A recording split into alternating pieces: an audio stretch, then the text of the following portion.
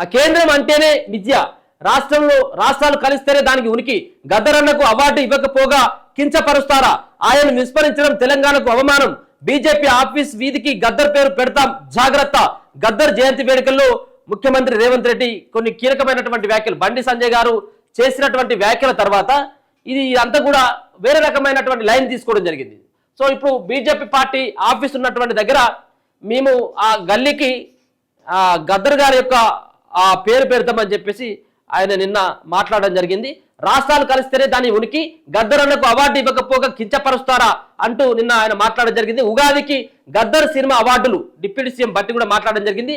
తెలంగాణ ముద్దుబిడ్డ గద్దరన్నకు రాష్ట్ర ప్రభుత్వం పద్మభూషణ్ సిఫార్సు చేస్తే తిరస్కరించడమే కాకుండా కేంద్ర మంత్రి బండి సంజయ్ ఆయన మీద అవాకులు చవాకులు పేరడం దుర్మార్గమని ముఖ్యమంత్రి రేవంత్ రెడ్డి అన్నారు. రాష్ట్రాలుగా దేనికదే విడిపోతే కేంద్రం ఒక మిథ్య అని రేవంత్ వ్యాఖ్యానించారు. రాష్ట్రాల కలయికి కేంద్రం అని చెప్పారు. రాష్ట్ర ప్రజల మనోభావాలను కేంద్రం గౌరవించకపోవడంపై నిరసన వ్యక్తం చేస్తే దానికి సమాధానం ఇవ్వడం పోయి గద్దర్ను కించపరుస్తూ మాట్లాడి మంత్రి తెలంగాణను అవమానించారన్నారు. గద్దరన్నకు వ్యతిరేకంగా గాని గద్దరన్న గౌరవాన్ని కించపరిచేలా గాని బీజేపీ నాయకులు మరోసారి మాట్లాడితే ఆ పార్టీ రాష్ట్ర కార్యాలయం ఉన్న వీధికి గద్దర్ పేరు పెట్టి రోజు చిరునామాలు రాస్తూ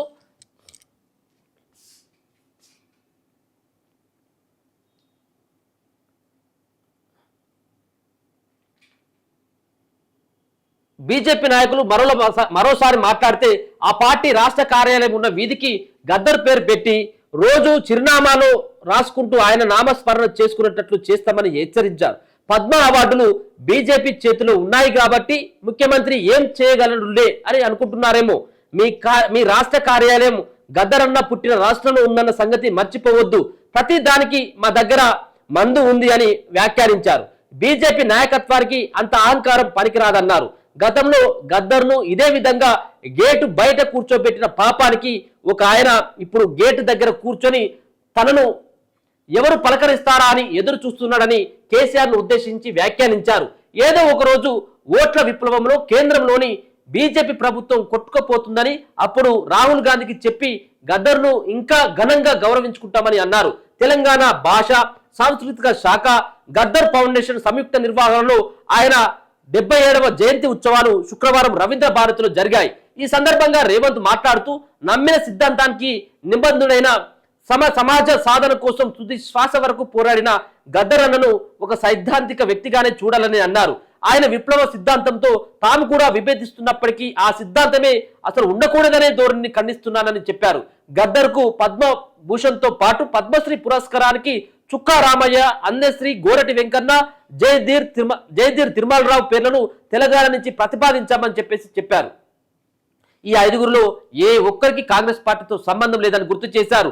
వారిలో తమతో రాజకీయంగా విభేదించిన గోరటి వెంకన్న లాంటి వారు కూడా ఉన్నారని అన్నారు.